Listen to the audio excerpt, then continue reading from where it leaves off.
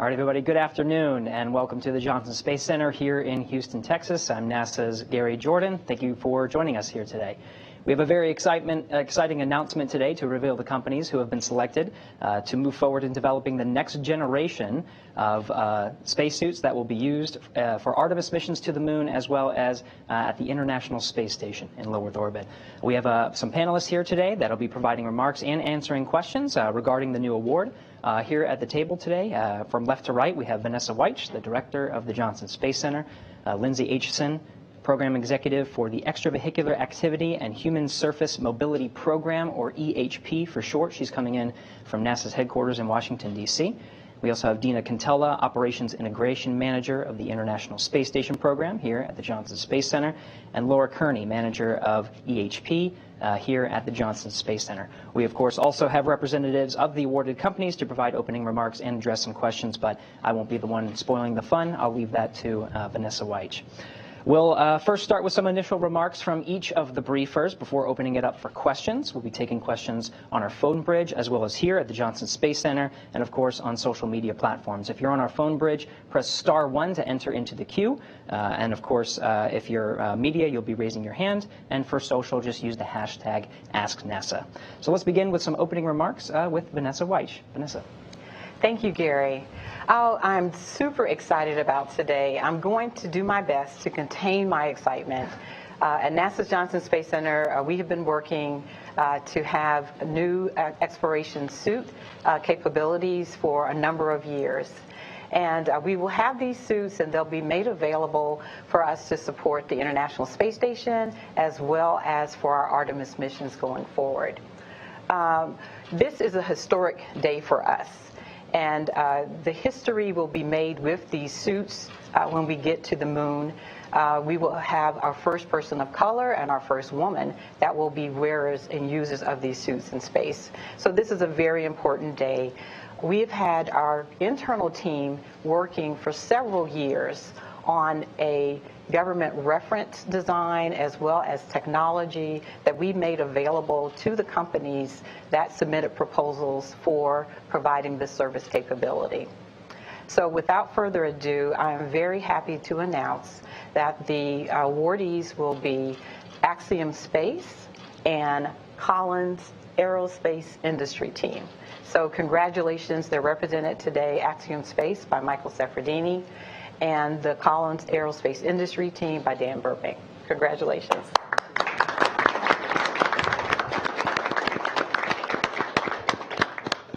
So this particular type of contract is going to be a task award.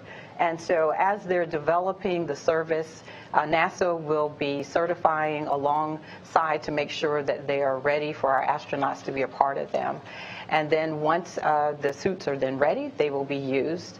These capabilities are for, as I said, for the International Space Station, and we anticipate that we will continue operations on the International Space Station until 2030. So it's important that we have a capability there. And for Artemis, the first use will be on Artemis 3, which will be the first lunar landing for over 50 years. So it's very important that we have these suits. I do want to also acknowledge the procurement and the legal team for all of the hard work that went into making this possible. It was over a year's worth of work to be able to get the proposal packages ready to go out with all of the requirements. Our engineering teams have put together the standards, and those requirements and standards that are needed were developed, and then these proposals, the companies have agreed that they're going to meet those requirements and standards, and so we will be able to have these capabilities tested, and they'll be tested before our astronauts are being used on orbit or either on the surface of the moon. So I just want to share that, this is a credible time in human space. I think most people are aware that NASA's Johnson Space Center continues to be a very critical hub for space exploration. We have missions today going on at the International Space Station. We're looking forward to our time when we'll go to the moon and then on to Mars. Thank you. All right, thank you, Vanessa. Let's go to Lindsay Aitchison. So as you might have gleaned from Vanessa's remarks, spacesuits have been a critical part of every part of our human spaceflight programs, going all the way back to the original missions back with Mercury, Gemini, and Apollo. And they continue to be at the forefront. You'll notice that spacesuits are going to be a key focal point when we take those first steps back on the lunar South Pole. And when we're there, this XEVAS contract is a critical milestone to getting us to that point. So we're all super excited to be able to reach that today. Recently, Congress agreed to formulate a new program here at the Johnson Space Center, and that program is the Exploration EVA Human Surface Mobility Program, EHP. And as part of that program that's managed by Laura Kearney, from whom you'll hear soon, we're going to not only develop the spacesuits, but also the human rover systems, which will help us explore more of the moon than we ever have before. The XEVAS contract is the first major acquisition of this new program. And under that, you'll see the commitment that NASA has to developing public-private partnerships across the agencies so that we can do more. Under this new arrangement, we're not only meeting NASA's objectives, but also helping to support and encourage an emerging space economy so that in the future, it's not just NASA EVA services, but there'll be a range of customers that can purchase that in the future. It's exciting, it leads to innovation, and makes sure that we have sustained competition along the way. And now to talk more about how the XEVAS contract is important to the space station program, I'll turn it over to Dina. All right, thank you. All right, well, the space station program is really excited to be here today to be part of this announcement. You know, the existing spacesuit has been the workhorse for the agency for 40 years and has helped maintain and utilize the International Space Station as well as construct it. And so of the 250 spacewalks that are partners and we have done on board Space Station, 169 of those have been with the existing spacesuit. And so the spacesuit technology, though, of course, at 40 years is now aging. And so we'd like to try new future technologies. And we'd like to do it in an affordable way. And so this contract is actually a great part of our strategy for ISS for maintaining and utilizing the space station for years to come. And so as the providers will be certifying and demonstrating their technologies for new spacesuits, we'll be conducting an orderly transition away from our existing spacesuit and over to the new spacesuits. And so, you know, ISS, it's a test bed, and it's especially a test bed for exploration. And so we're looking forward to learning what we can on ISS and then handing what we've learned over to Artemis. And so we're looking forward to working with the providers as partners and bringing ISS and their spacesuits into the modern age, I'd say, and helping the agency on its way to the moon. And so next up is Laura Kearney, who's going to talk about her management of this contract as part of the Johnson Space Center's overall strategy. Laura? Thanks, Dina. Yeah, good afternoon.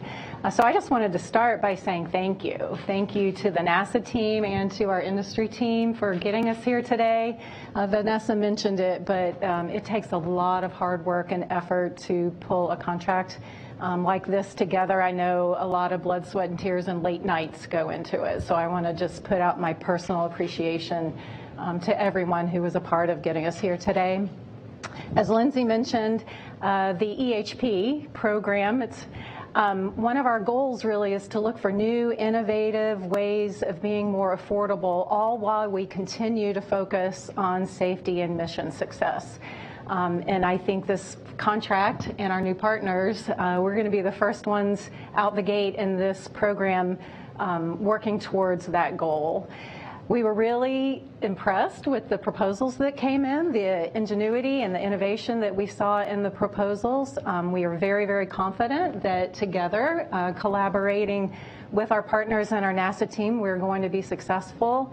And we're very, very excited about seeing these new suits operating on the space station and on the moon. So I wanted to just extend on behalf of my team and my colleagues in the EHP welcome to our new team. We are super excited to be working with you guys. Put your running shoes on because it's going to be a very busy next few years, and we're ready to jump in on this great adventure with you guys. So congratulations and welcome to the team. All right, thank you, Laura. We'll now go to the companies in alphabetical order, starting with Axiom Space. We have Mike Suffredine. Mike. So first, I have to say thank you to my NASA friends and colleagues.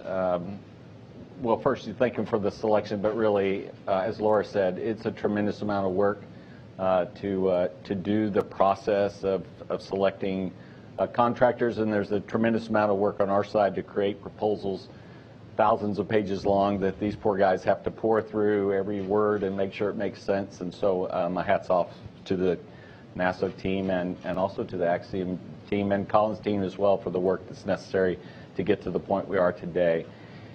But what I think is really important about today is we have talked about, I've been on both sides, and we've talked about for many years public and private partnerships. And I think this is really one of the first cases where it's actually benefits both sides. Normally, as the agency is trying to pull commercial to start doing things, it's been about helping commercial develop so that they can provide a product that the agency can buy, and ultimately they'll be able to sell at some point.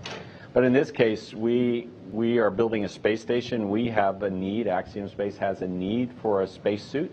We have a number of customers that already would like to do a spacewalk, and we had planned to build a suit as part of our program. And so it's fantastic to have a partnership where we can benefit from the years of experience that NASA has and all the work they've done to advance a design to where it is today, and then us as a commercial company come in and work with them to build it in a way that's lowest cost, so that we can both utilize the suit to meet our needs. So we're very excited to be a part of this partnership. It is very beneficial to us both. One of the things that's important for us that we tell people around here, Axiom is a Houston-based company. Everything we do is done in Houston, Texas. Our spacecraft will be built here in Houston, Texas. The spacesuits will be built here in Houston, Texas. This job alone increases our size of our company by a little over 300 people.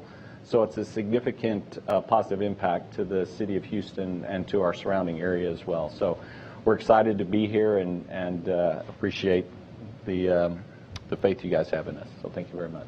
Okay, and lastly, we have Dan Burbank with Collins Aerospace. Dan. Yeah, thanks very much, Gary. And again, I'd echo what Mike said and thank the team that did the evaluations. I would thank the entirety of the NASA engineering team that laid this tremendous foundation with the work done on the XEMU.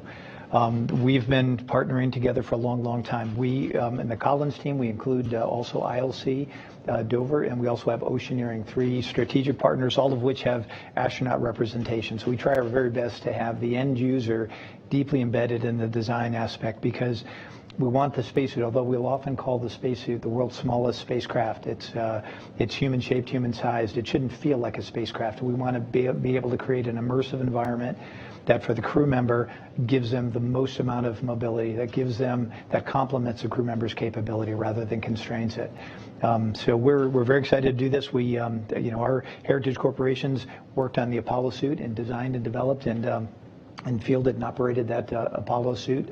So we've got some surface experience. We've also got more than 4 decades with a spacesuit designed for the space shuttle that was then evolved in its current iteration to be supported for 6 years on board space station with only crew members working on it. And in the process of doing that, we've learned an awful lot. So the goal is to take the foundations that NASA laid with the XEMU in partnership with industry and evolve that technology and create a suit that is compatible with the entire spectrum of crew members. So that commander of Artemis 3, she may weigh 120 pounds on Earth.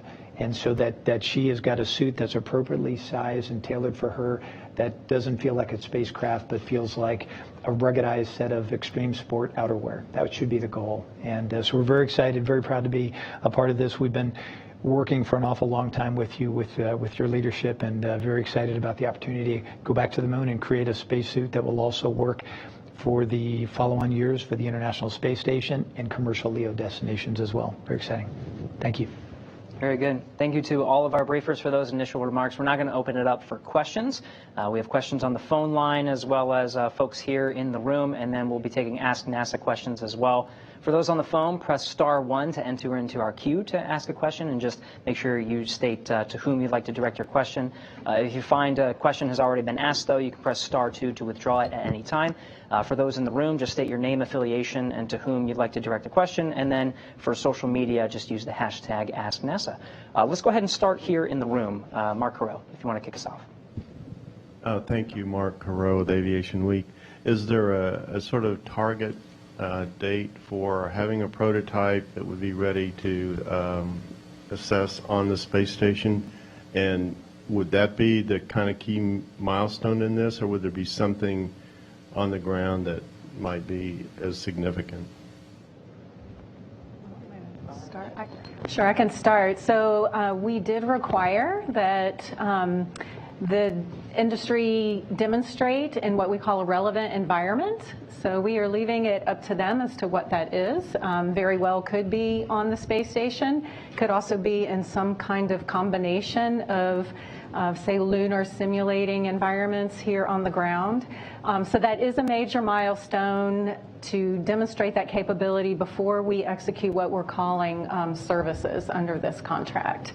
As far as when, I would probably leave it up to you guys as to answer a when question. That demonstration ought to take place, but in the very near future, in the next year or two, I would say. So I'd offer up one thing, Mark.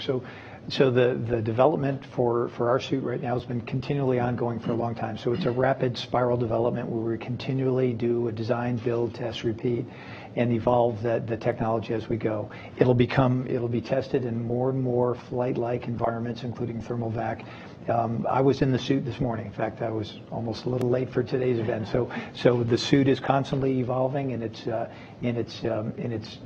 technology is maturing, and the goal would be to be able to meet NASA's requirements on that schedule, whether that's 2025, which I believe we've talked about for space station demonstration. But I think we're well on track to do that.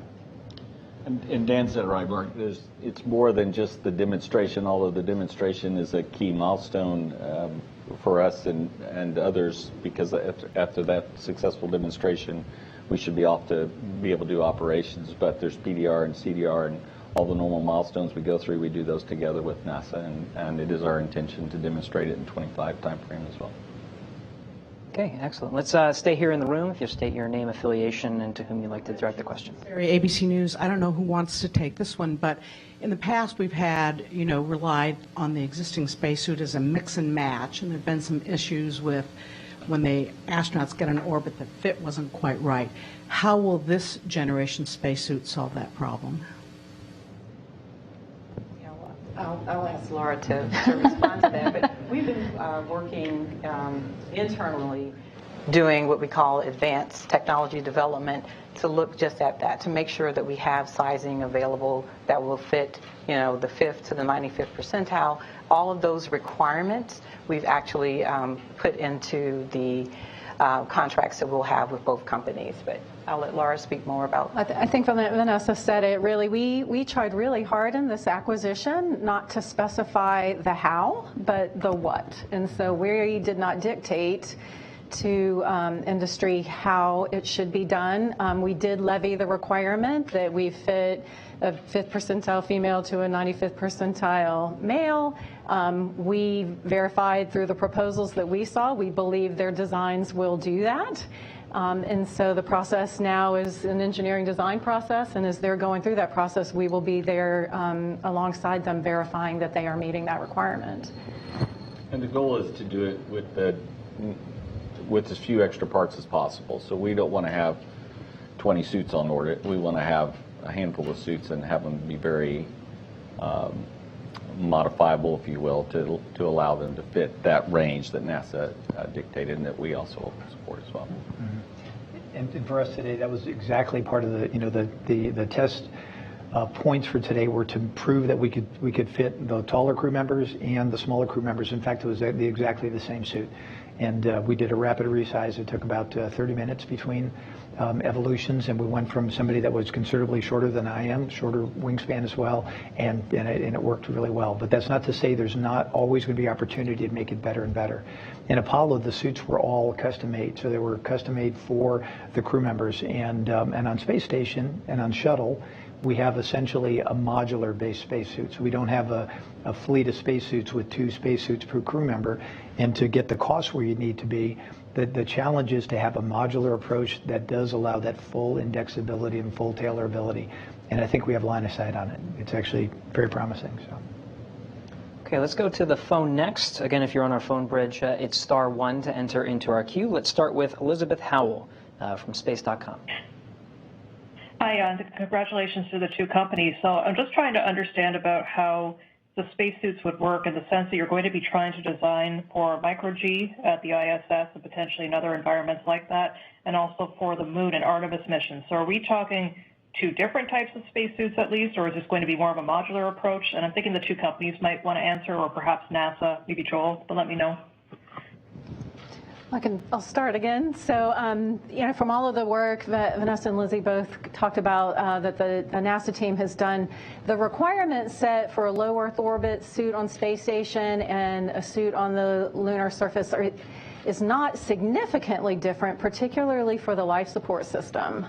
The differences really come in the pressure garment, the difference in being in zero gravity on space station versus having to walk on the Moon where you need all of the mobility. So really at its core, the requirement set is generally the same. But in the previous question, we did not dictate to them that it be one suit, two suits, or whatever. We basically bounded for them the say up mass or stowage volume constraints that they would have either in a lander or on space station, and said you only have this much room or this much mass to fit extra parts. How then would you do that? And that's the way we were able to get the innovation from the companies, because they can tell us what they believe their best solution set would be to meet those two differing environments. So one thing that's very different between the suits, well, I guess I would say, first off, mass is a much bigger constraint and a driver for a surface suit than it is in microgravity. So in microgravity, as a crew member doing a spacewalk, you could be in a 350-pound suit and it's not an impediment. In fact, maybe by some estimations, it could actually enhance, be a more stable platform to be in. But on a planetary environment, especially when you consider that environment is not an engineered spacecraft designed for a spacesuit designed for that spacecraft. Instead, you've got trip hazards and all kind in a surface that is not amenable to ease of motion anyway. So we would want to have a lower torso assembly that would have enough mobility for the crew member to walk naturally like they would on planet Earth. On a space station, it's actually not an especially helpful thing. Your legs, you don't really use at all. You use your arms to do the EVA activities. So you almost, on occasion, would you rather just put your feet into a foot restraint and have your lower torso be essentially like a pedestal, rigid, giving you good stability to work. Very, very different design, but it's really, that constraint's really driven by the lower torso assembly. So I think, like Laura said, the technologies, part and parcel with the life support systems, are very, very similar. And that's the goal, is to make sure the suits are as similar as they can be. The other one that hasn't been mentioned is dust. Dust is a big deal on the Moon, and it's one of the things you don't have to worry about in microgravity environment, but it's a big problem on the surface, so that's another thing that we have to deal with. Okay, let's go to Andrea Leinfelder with Houston Chronicle. Hi, thank you guys for taking the question. This one's for both Axiom Space and Collins Aerospace. Will you build the suits at the Houston Spaceport where you guys are building headquarter campuses? And Dan, did Collins previously build suits in Houston, or is this moving from another part of the country? Thank you. So we will begin suit work at facilities here in the area. We don't move into the big spaceport for another year and a half to get into the high bay. So we got a lot of work to do before then. So we have actually a facility here that a lot of the work will be done to start with. Once we build up the campus at Ellington, we'll eventually move it over there. And to tackle the last part of the question, back in for the Apollo A7LB suits and for the space shuttle suit, which became the space station suit, those were designed and built out of Windsor Locks in Connecticut at our facility up there. Here in Houston, there's a new facility going in at the spaceport that we're building, 125,000 square foot. A lot of the technology, the development, production of all of the components of the portable life support system will continue to be made in Windsor Locks, in addition to some other sites that we've got, both at our partner companies as part of the Collins team, but as well as some of the other Collins sites elsewhere. The assembly, the maintenance, the testing, and the sustaining of those suits will be done, largely here in Houston. Okay. Okay, excellent. Let's go to David Curley with Discovery Channel.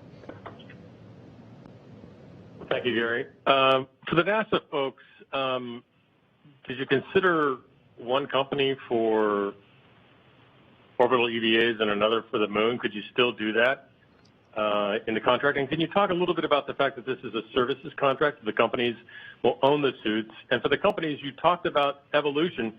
You're both pretty far down the road on suit development. What would those evolutions be? Okay, I heard about 3 questions in there, so I'm trying to decide kind of where to start. So maybe I'll start with the first. So again, big day today with Axiom and Collins being awarded this contract. We have a step ahead of us. The way the contract is structured, we will now put out task orders for the demonstration periods, and they get the opportunity to compete on those task orders.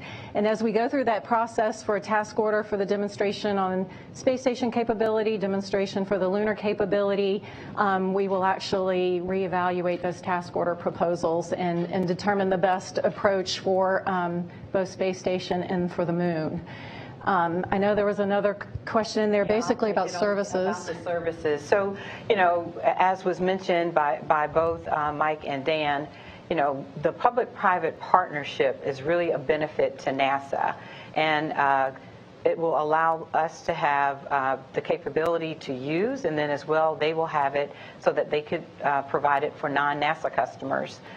So it's a shared investment where we're both getting something out of it, but this will allow us to have services for both the moon and for ISS. And then the companies will also have the ability to have other users. And so that allows us to be able to save costs on the government side as we share this investment. Let's see, and I'll answer your question about evolvability. 2 parts of that. The suits are not, we haven't completed critical design review, as it's called. There's a lot of work being done on suits and a lot of testing. Dan's told you a whole bunch of the stuff he's been involved in. That's in prototype type suits that ultimately inform the design. So there's still, at least in our case, there's still work to do to finalize some of the design, and you get informed by the work you're doing, testing in suits that exist today that you built up as you go. But from our perspective, you don't want to build a suit that never evolves. You want to build a suit that can evolve over time. So we'll build a suit. Everybody will be happy with it. We'll start using it. We'll want to refine it as we learn more. We'll want to refine it to keep the cost down. We want to refine it to do the job better over the life of the suit. And I fully expect to see that over time as it will involve a design and evolve it even more once you get to the lunar surface as well. Yeah, I would echo that. So I don't think there's anything improper or problematic about evolving the design. So in the development stage like this, I think that's just a natural thing you're going to do. I would say also with respect to having a suit that would work for one environment or the other, there's a tremendous amount of opportunity to have synergy, to be able to have a suit that supports the microgravity requirements.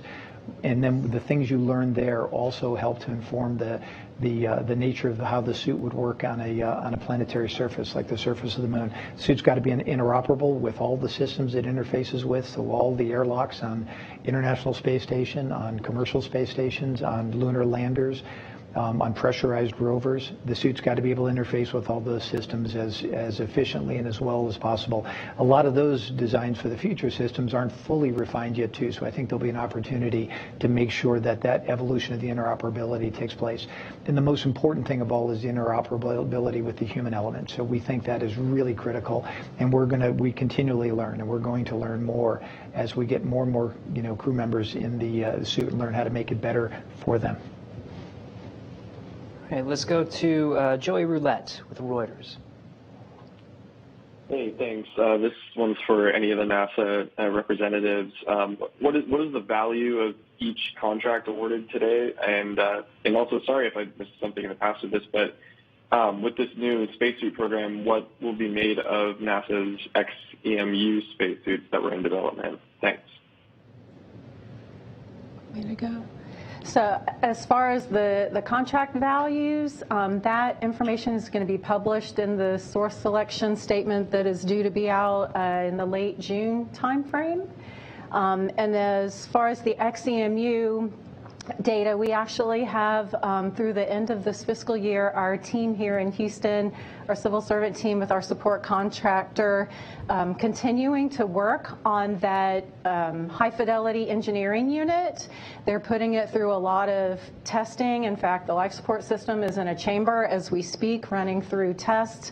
Pressure garment is also going through testing, and we, just like we have to date, we have a technical library that is available where we're making all of the results from the NASA tests available to these companies so they can use any and all of it as they choose. So we're continuing to run that GFE effort, the government effort, through the end of this fiscal year. And then the NASA team will shift focus and be in an insight oversight role and then collaboration team with our partners. All right, let's go to Kristen Fisher with CNN. Hello, everyone. Thanks for taking my question. This question is for anybody at NASA who wants it.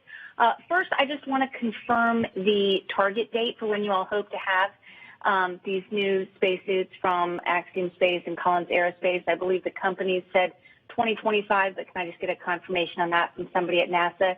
And then, given the current issues with the spacesuits aboard the International Space Station, water and helmets and whatnot, is there any way that, or is there any discussion being had about, if either of these two companies could speed up the development of these spacesuits, if indeed the ones that are currently up there just aren't working anymore because they're so old?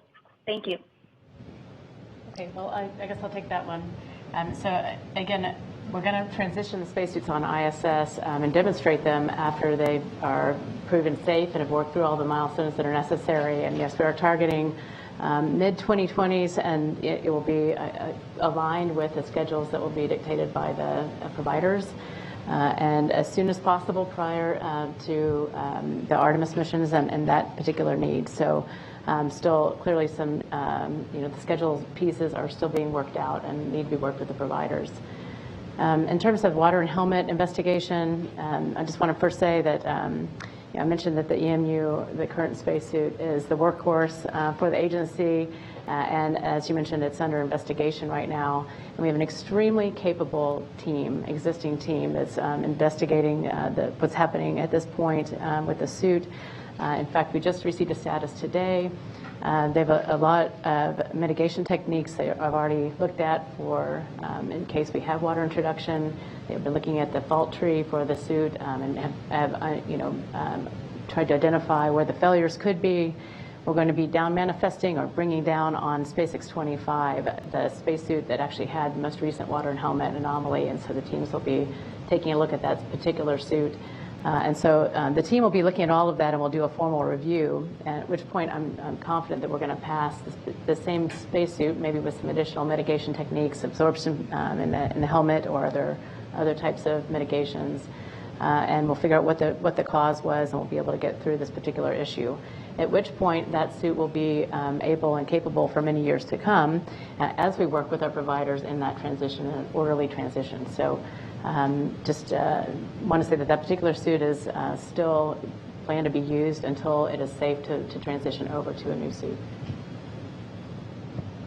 All right, let's go back to the phone line. We have Jeff Faust with Space News.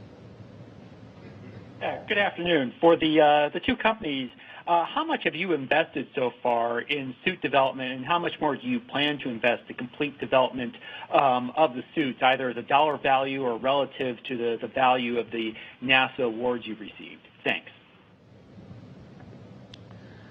Let's see. That's a delicate question. Let me say this. I feel comfortable saying this.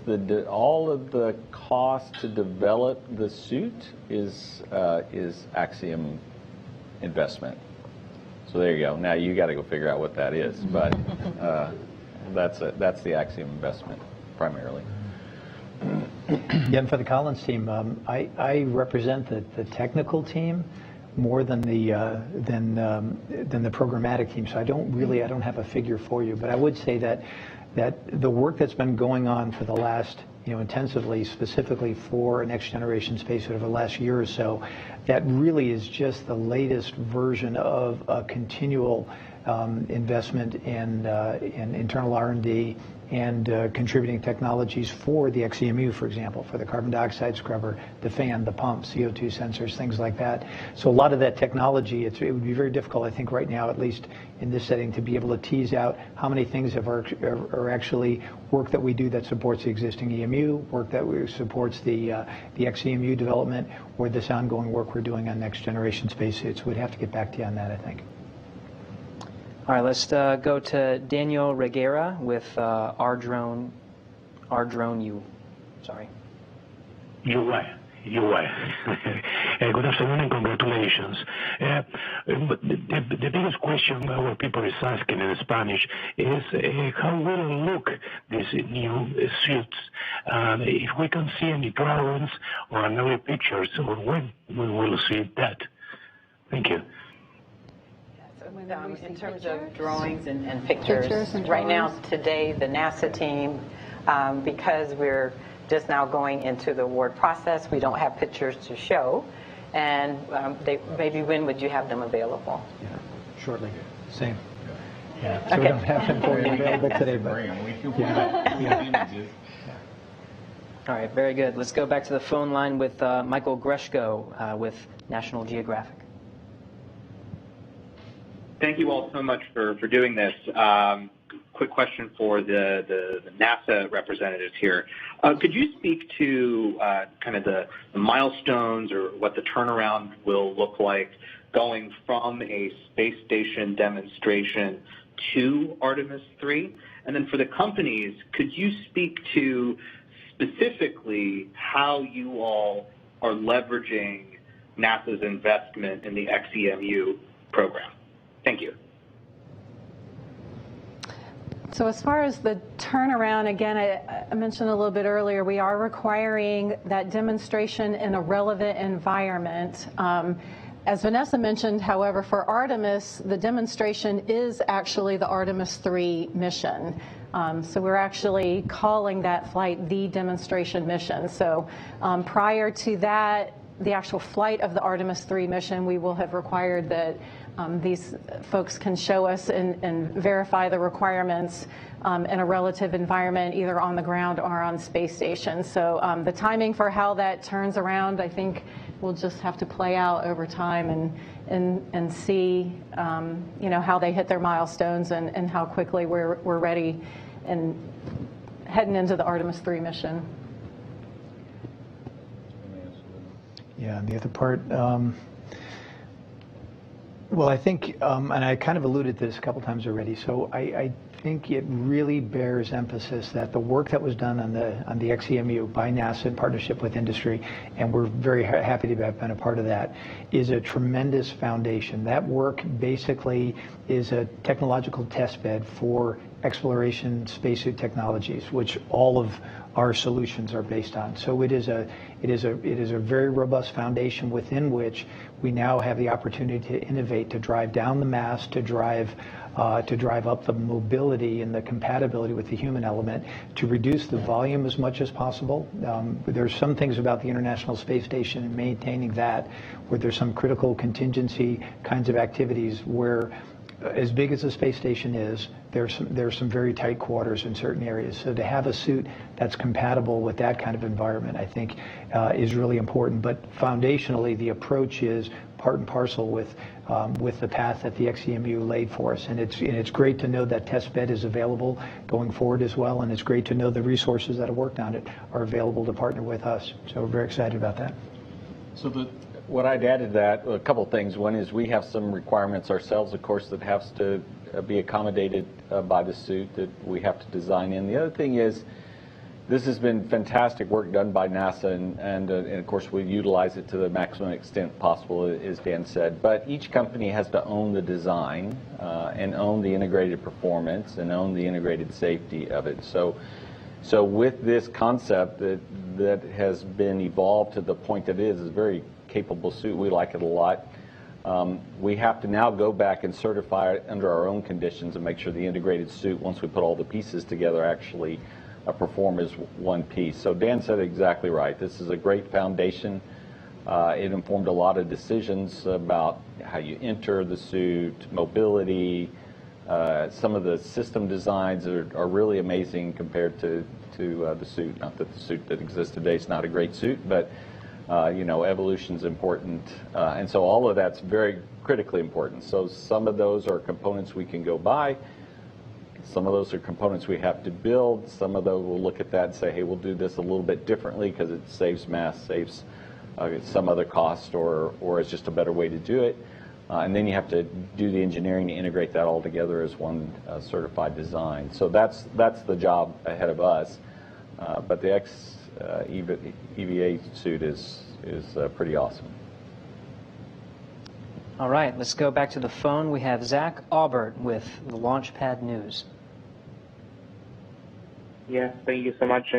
Congratulations to both Acton and Collins. For the NASA representatives, with two companies being selected, this is similar to what we saw with the commercial crew vehicles. Is this for redundancy, or could we see NASA actually using two different suits at the same time, or is it one universal kind of option you're looking for? And for the company representatives, how far along into development were you when NASA started this kind of contract process, or did you start after it was announced?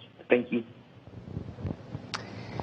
Yes, I think it's fair to say that, especially as we start, there's a benefit to having two companies. I do think it provides us some redundancy as we go forward. Again, we talked about the task orders that we have yet to compete, and we'll see how those flesh out. But again, it keeps competition in our system, which was also a goal. So I think between the competition to help drive costs down and also the redundancy, those were a couple of the major goals. And I would also say, and Laura mentioned it earlier, that these were really good proposals.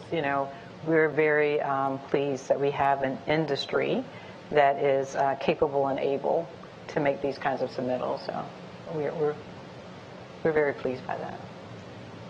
I think the last question was how long have we been in development prior to this contract announcement, the final RFP in its current version. So I would say that spacesuit evolution work had been ongoing for quite a few years before that, and it focused in on a more specific way after the ex-EVAS proposal itself, but the need for a spacesuit and the need for a low mass, low volume, modular, open system architecture, enabled suit, that had been something we've been working on for quite a while before.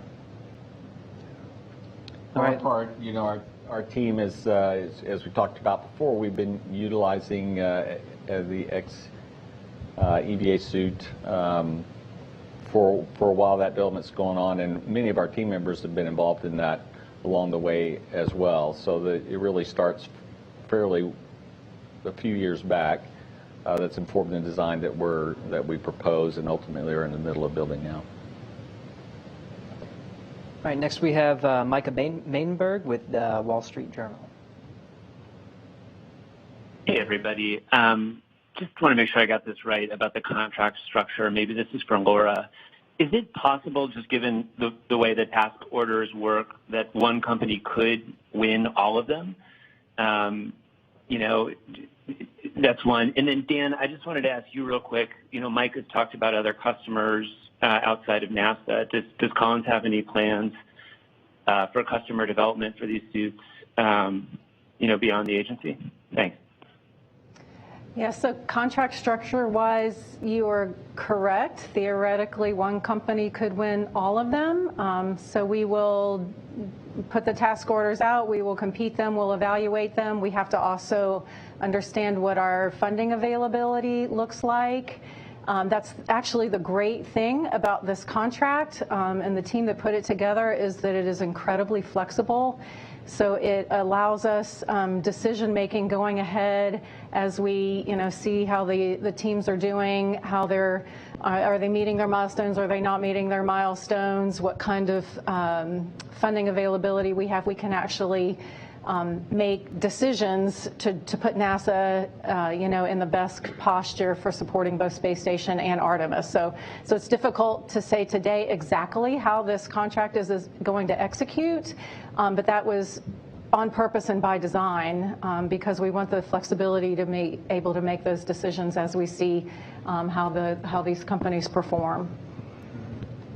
And the question for Collins, we've already engaged with several other companies for interest and for inputs on the design. The intent would be for the spacesuit to enable more and more people to experience space, the actual environment of space. We think it's to sustain a space station like International Space Station or commercial space stations, certainly to do surface operations. I think anything short of a spacewalk wouldn't meet the need, both from a systematic standpoint and also for all the other customers that are out there that really, you would want humanity and a much greater number of people to be able to experience space. So the challenge then becomes to accommodate the various potential customers that you have beyond NASA, to accommodate the different environments and to accommodate the different kinds of vehicles and systems that the spacesuit has to interface with.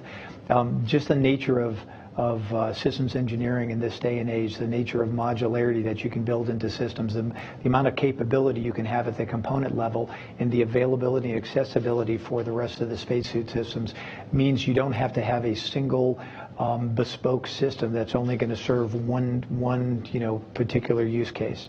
And so the ability to have a waist entry version of the suit, similar to the existing spacesuit, the ability to have a rear entry version of the suit, the ability to remove, to get easy access to components there, to be able to essentially enable block upgrades and adapt to different customer needs, I think is really important. So our goal is to make a suit that really can do with minor modifications, can accommodate lots and lots of other customers. So. Yeah. All right, very good. Let's go to the room, and we'll go to Mark Crow. Thank you, Mark Crow from Aviation Week again. I was reading through some of the solicitation materials, and I sort of had the understanding that when these task orders or contract agreements go forward, the company selected will also stay with the suits in terms of doing maintenance and maybe even be part of the control teams that provide operational support. So if I understood correctly, and I'm just kind of checking here, this is more than tailoring a suit for the prom. It's more about how to wash it and iron it and wear it again and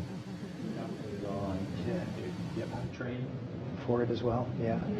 So that's my understanding as well, Mark. So the idea would be you're providing EVA capability to your customers, and you own the assets, you own the development, design, development, test, eval, crew training, on-orbit operations. That piece, our team, I feel like we're in a pretty good space in that area, because we do real-time operation support for all the spacewalks that we have on station. But it is another level of engagement by us as a service provider, for sure. Yeah. So I might follow up on that. We wrote the contract such that these guys, like Dan mentioned, they own the suits, they provide the service, the EVA service, but they are part of the overall FOD control team here at NASA Johnson. So at the end of the day, the mission is still a FOD responsibility. Mission risk is still a NASA responsibility. These guys are operating it. We've envisioned them in a back room supporting, the front room mission control kind of thing. So, there's a lot of definitions of operate, what that means. I mean, clearly they will be there supporting the suits during a mission, but it's the NASA flight control team in mission control that is actually, making the risk-based, I'd say, authority decisions during an EVA. Okay, we'll stay in the room here. Let's start with, go ahead, you can go first. Gina Sinceri, ABC News. So your consumers for this are the astronauts going out on spacewalks. Are they sending you wish lists for what they would like in their next spacesuit? And what's on that wish list? No, that's a great point. And we have a saying, if you want 3 opinions, ask 2 astronauts or some equivalent of that. So you have to be a little, so there's a process by which the astronaut office would develop a crew consensus report. So you'd have a robust testing campaign that would incorporate a number of test points, and you would get, lots of objective data. That might be video, that might be data from the suits and so forth, but then you would get a lot of information from the crew in the way of surveys, in the way of workload and those kinds of things. So far we have been, there's 3 of us that have been deeply involved in all the development to this point, and we're very excited by the award because that means now we have the ability to engage the rest of the end user community on a very rapid cadence, and I think that's a very important part of this too. But everybody doesn't get a vote, so that wouldn't be practical, but there is a way to, with the crew consensus process and that kind of a testing process, to come up with a good solution. And it's not really just the end users, it's also the flight control community as well, and the engineering community. So yeah, it's a great community. I think the one thing to add is that a part of the contracts would be the availability of the proposers to access the NASA expertise. So whether it be astronauts or other engineers, we have a way to do that via collaboration agreements. And so we will make that available to both of them, as well as facilities that we have here that are unique as well. So the Natural Buoyancy Laboratory, NBL, will be made available to them as well.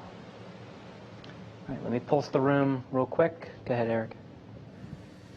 Hi, Eric Berger with Ars Technica. A couple questions for Lindsay or Laura, I think. I just want to make sure I understand the contracting mechanism. It sounds similar to CLIPS in that the providers are paid only when they provide services. I just hope you can clarify that. And the contract award was $3.5 billion, I think, through 2034 for all the potential task orders. And that's a few $100 million more than the first HLS award that NASA gave. And so I'm just wondering, like, in terms of cost, it seems like a lunar lander is a more complex system than a spacesuit, and I realize this is a longer period of time you're providing services for, but maybe you could just talk about the value of that, those task orders, and why it is so much more than the lunar lander. So 2 questions on the contracting mechanism and the cost. Thank you. Yeah, so again, I might phone a friend for my source board friends here on the cost, but. So a little different than the CLIPS contract. This is an IDIQ, a much bigger. Can you start over, Mark, real quick? Thank you. Thank you. Yeah, you're good. Okay. A little different than the CLIPS contract. The CLIPS contract is where the agency's taking high risk and not really necessarily investing in the development the same way. So this is definitely different. The $3.5 billion is a total contract ceiling over the life of the contract. That is not the awarded amount. We guaranteed them an amount to make sure we could get them going and they had skin in the game.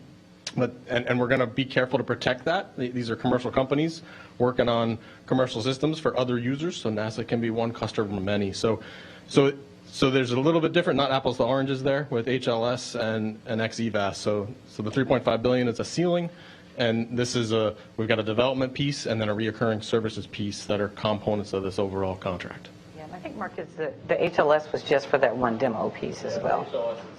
The HLS contract is focused on development right now. Yeah. Okay, very good. Let's see if we can squeeze in one more from the phone bridge. Let's do Lauren Grush with The Verge. Hi, thank you so much. I was just wondering, given the report from NASA's Inspector General last year on the problems and delays with the XEMU, how confident are you that transitioning to this commercial approach at this stage, which is 3 years to go, will guarantee the spacesuits will be ready by the 2025 landing deadline? I guess what I mean is, how does moving to a private approach make that or facilitate that that deadline? Thank you. Yeah, so I think we've talked several times about all of the XEMU data that's being made available, and I think you've heard both Dan and Mike talk about how that's being utilized. So I really believe all of that data is helping to reduce the risk and speed that transition process up to the contractor community. I also feel like, though, like Mike said, getting it in their hands sooner, I think, is better because they take ownership of it sooner. And so they start to run on that path to hitting a deadline. So I think actually we were at a great place to transition just because of how mature the XEMU was at the time.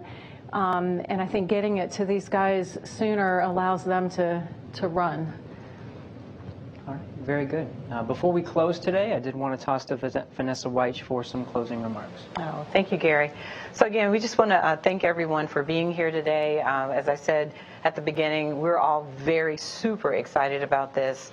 You know, this capability is something, as we talked about from the previous suit, for 40 years, it's been the workhorse, and it is continuing, and it will move forward.